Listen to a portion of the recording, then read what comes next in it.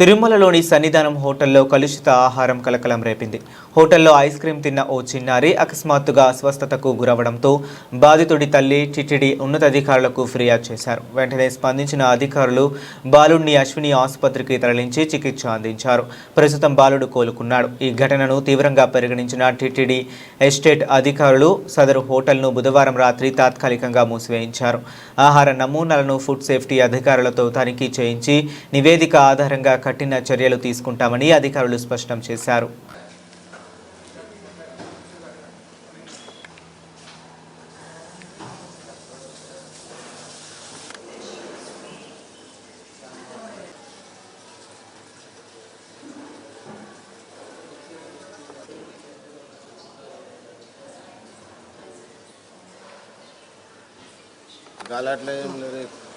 మచ్చనికి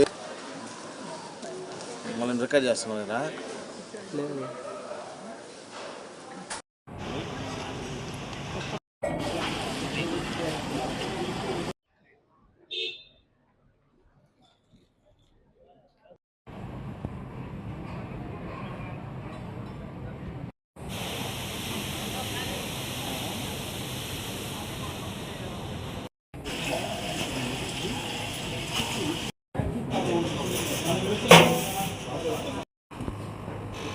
invoice ఒకటి చూపిస్తే మీరు నాకు బాగుంటుంది. ఇన్వాయిస్ ఎక్కడ ఉందండి?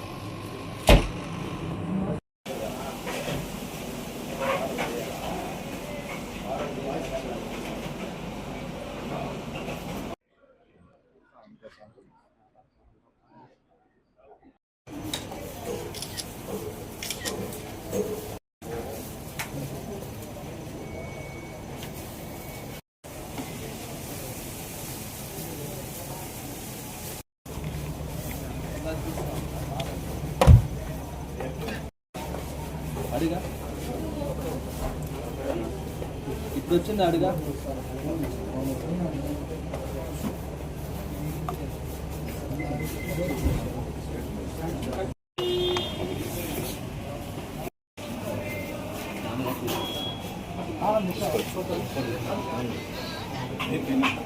మా తప్ప లేదండి.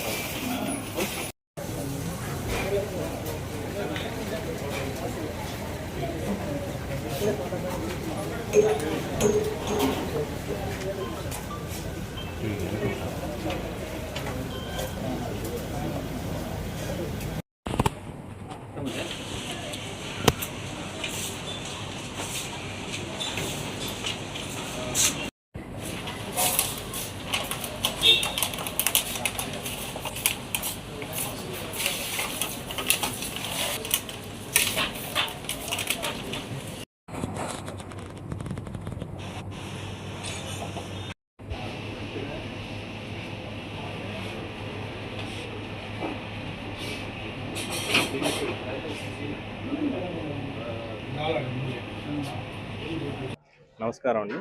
ఈరోజు పై అధికారుల ఆదేశాల మేరకు తిరుమలలోని అన్ని ప్రముఖ ఎస్టాబ్లిష్మెంట్స్ ఫుడ్ ఎస్టాబ్లిష్మెంట్ ఇన్స్పెక్ట్ చేసి శాంపుల్స్ తీసి అనాలిసిస్ పంపడం జరుగుతుంది. ఎటువంటి కంప్లైంట్స్ ఉన్నా కూడా రిపోర్ట్ ఆధారితంగా వాళ్ళపై చర్యలు తీసుకుంటాం.